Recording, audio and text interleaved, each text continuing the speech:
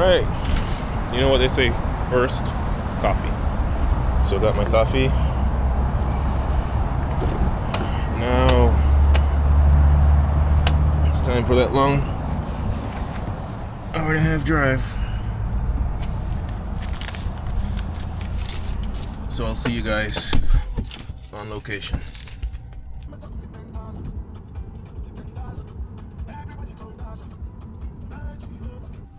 Alright, so I'm at the client location. Made pretty good time, and I'm just gonna bring equipment out and start to set up. I'm basically doing some B-roll and client talking head type shoot, so it's gonna be amazing. Alright, so I arrived to the client location, start pulling gear out. I had basically two gear bags. One was a Nanook 935 case, and the other was a longer tripod and light stand type case from Impact. So those were my gear for the day. And then here I am setting up equipment. Right now I'm setting up the gimbal, getting white balance and setting camera settings and all that kind of stuff.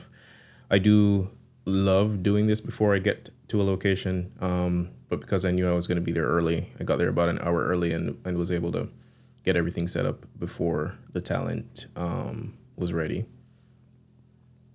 I do like having a battery supply on my gimbal, so I have an NPF battery adapter that can do both things. It can charge the camera.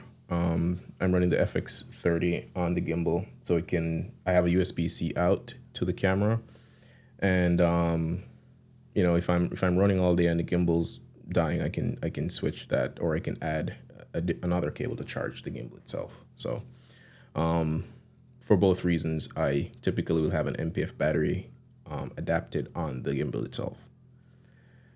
And then I'm setting up the camera here for the interview type. So this is going to be the B camera. FX30 is going to be the A camera, which is on the gimbal right now. So I'm just getting these things set up and prepared in advance. I was also setting up the light. Even though I wasn't using it just yet, I had the light set up with a softbox on the light stand, so that when we're done with capturing B-roll, we can then do the interview. I know this is a little bit backwards. I usually try to do the interview style first, the talking head stuff before doing B-roll. That way I can then capture B-roll that's referenced in the A-roll, right? But the client she wanted all her employees out the room when she was doing her interview, so we had to do that first, capture the B-roll first. So there I am in gimbal, just capturing the parallax shots, push in, pull outs, rising shots, just different a variety of different shots. And this took probably an hour and a half, setting scenes, setting up the talent, telling them what to do. And that's a little bit, that's one of the skill sets that you have to bring to your clients. It's not just showing up with a camera and shooting, but also kind of directing, right? As a solo operator, in a lot of cases, I am the producer, I'm the director, and I'm also the cinematographer. So it's definitely good to have those skill sets, or develop those skill sets. And we had a lot of beautiful natural light just coming through that window, and then she had white curtains diffusing that light already, so the light was very, very nicely diffused. Very nice lighting in that office. The only thing you have to kind of contend with is the fact that outside is daylight, and then inside is more tungsten warm lighting. But I think those came out great, and I'll drop some of the B-roll on this as well.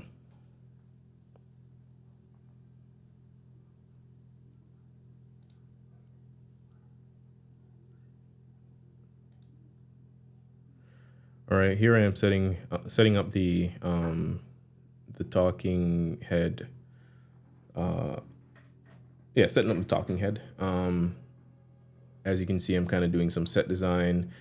And you'll see in the background where she was stacking those storage bins, there was kind of an older, ugly heater in the space. And I was like, well, a lot of what you do includes these storage bins, and so it's better to have those stacked behind you than that refrigerator, not refrigerator, heater. So yeah, setting up A cam, B cam. I had a key light, and here we have the backlight, which I had to kind of rig right like in the room behind her. I had to get that up on a shelf and shine through that little opening to get that light where I wanted it to be. So I have key light on the side of the windows to motivate that light, make sure that light stays consistent. Right now I'm using the app to kind of adjust the settings and make sure I like the exposure. And then I have a 5-in-1 reflector on the opposite side, kind of bouncing back some of that light on her, I guess what would be the shadow side. I'm typically, that's my typical go-to setup, a key light with a bounce, just because I find you don't, in most cases, need two lights for a key and a fill. A lot of times you can get the shadow side up to the right exposure or the exposure that you'd like with a bounce. It does get a slightly less exposure, which is my preferred style of shooting. It's not quite Rembrandt and it's not quite moody, but it's enough to get the exposure a little bit less than high key. It is, in my opinion. Yeah, I mean, as a solo operator, it's interesting all the things you have to do, making sure cameras, lighting, exposure. You're also miking the subject.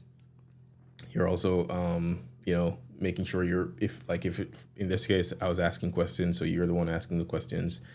You're monitoring audio. You're monitoring exposure, especially for this room where a lot of the room was lit by the sun outside, and so even though the room is well lit, the exposure did change towards the end of the interview, and so I had to make sure that I'm paying attention to all these things.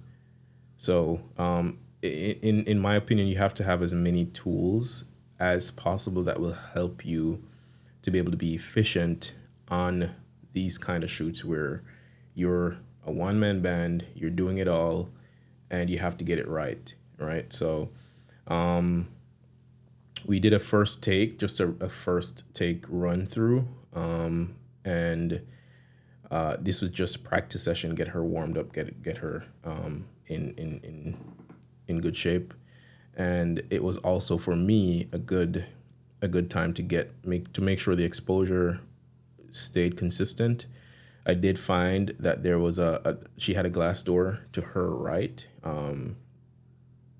and that lighting was changing. The sun was moving, and so the lighting was changing and brightening up the scene. And so after the first take, I threw up a moving blanket to block that light coming through the door. For the rest of the windows, it was fine. Everything kind of stayed consistent for the most part. And so here we have the frame, key light to her right, a bounce to her left, and then we had the A cam on the side of the bounce, just more of the shadow side, and that's kind of what the setup was. I had obviously a monitor on top of the A camera, but I also was running a wireless transmitter from the B camera to that monitor that you just saw in my hand, just to make sure I'm keeping an eye, making sure that is set to go, that the exposure is right, the recording and all that kind of stuff. And so that's basically the setup. Obviously monitoring audio while we were going along. So here we have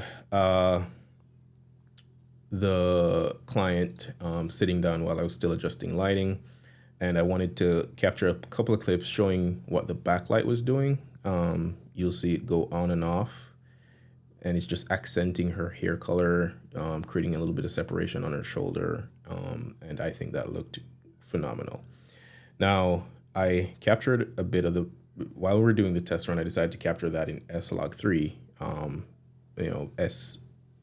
it's S-Log3 Cine EI with with no embedded LUT. So I added the phantom LUTs after in post. This is what the phantom LUTs look like. And then I switched to the picture profile 1 in the Sony camera, which has a gamma movie, what Sony calls movie gamma. And so this was the different looks. You can see the comparison here, phantom LUTs versus Sony picture profile 1. And right out the gate, I can tell there's a little more noise in the picture profile 1. So shooting S-Log3 definitely helps with the noise. I do love the color that came out of the of that picture profile, but obviously there's a little more noise in that picture profile. And then this is with noise reduction added in post to the picture profile 1. So I think S-Log3, phantom LUTs, this is the neutral LUT, and then a little bit of color correction in post. I added some saturation, a little bit of contrast, and I was able to get it to where I like it. But I think in a pinch, and if you're not shooting, if you don't want to shoot S-Log, and if you have to deliver footage right out the gate, I do think that using one of the picture profiles works. I do know that S-Cinetone has less grain, and so that I think that for in my camera at least, that's picture profile 11.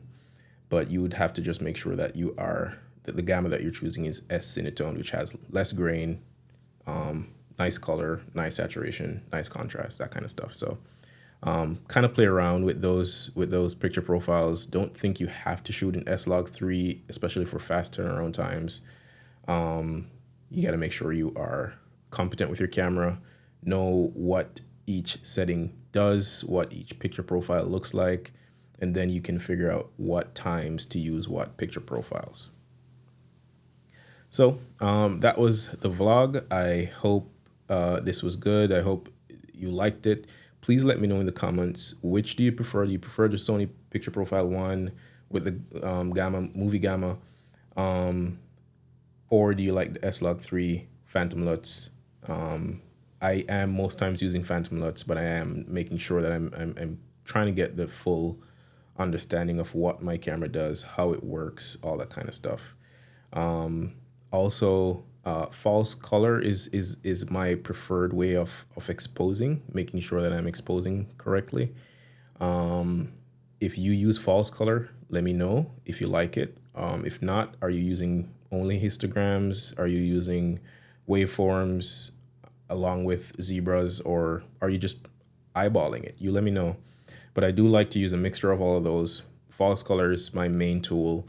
I do obviously keep an eye on the histogram and the multimeter and the zebras, right? So those are my preferred exposure tools.